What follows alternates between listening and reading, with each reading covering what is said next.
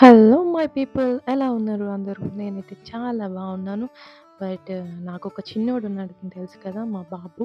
తను చాలా వెయిట్‌లెస్‌గా ఉంటాడు ఎప్పుడూ. సో, తన కోసమే నేను ఈ రెసిపీ అనేది ప్రిపేర్ చేస్తున్నాను. ఇది చాలా హెల్తీ అండ్ చాలా ఇష్టపడి కూడా తింటారు పిల్లలు. సో, దానికోసమే ముందుగా ఒక బాండీ పెట్టుకొని దాంట్లో డ్రై ఫ్రూట్స్ మీ దగ్గర ఏవి అవైలబుల్‌గా ఉంటే అవన్నీ వేసేసుకోండి. బట్ నువ్వులు మాత్రం లాస్ట్‌లో వేసుకోండి. దాంట్లోనే కొద్దిగా నెయ్యి వేసి అలా వేయించి సో, బాగా రోస్ట్ అయ్యేలాగా చూసుకోవాలన్నమాట. చూసుకున్న తర్వాత చూడండి వీడియోలో చూపిస్తున్న విధంగా రోస్ట్ చేసుకోండి. కానీ నువ్వులు లాస్ట్‌లో వేయండి.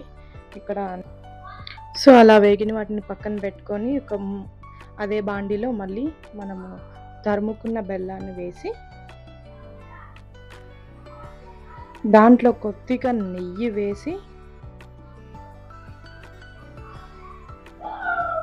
అస్సలు ఇక్కడ వాటర్ అనేవి యూస్ చేయొద్దు. ఎందుకంటే మనం 1 ఇయర్ బేబీ కోసం చేస్తున్నాం కాబట్టి 1 ఇయర్ బేబీ గట్టిగా ఉంటే మనం బయట మార్కెట్‌లో దొరికే చిక్కీ చూడండి అది చాలా గట్టిగా ఉంటుంది. సో, అలా అవ్వకుండా ఇది కొంచెం మెత్తగా ఉండాలి. ఎందుకంటే 1 ఇయర్ బేబీకి టీత్ అనేవి అంత స్ట్రాంగ్‌గా ఉండవు కాబట్టి సో, మనం దీంట్లో నెయ్యి అనేది వేస్తున్నాము.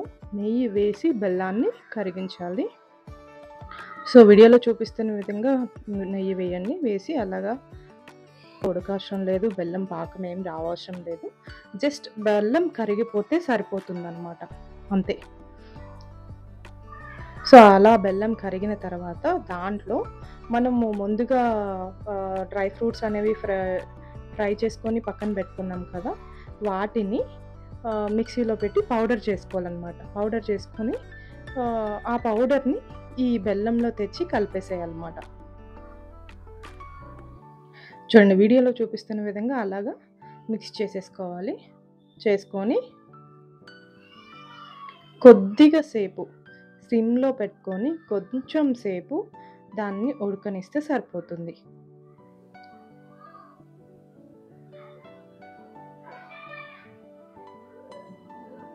కొంచెం బాగా మిక్స్ చేసుకోండి. మిక్స్ చేసుకుంటే అంత మంచిగా మిక్స్ అవుతుందనమాట. అంతే.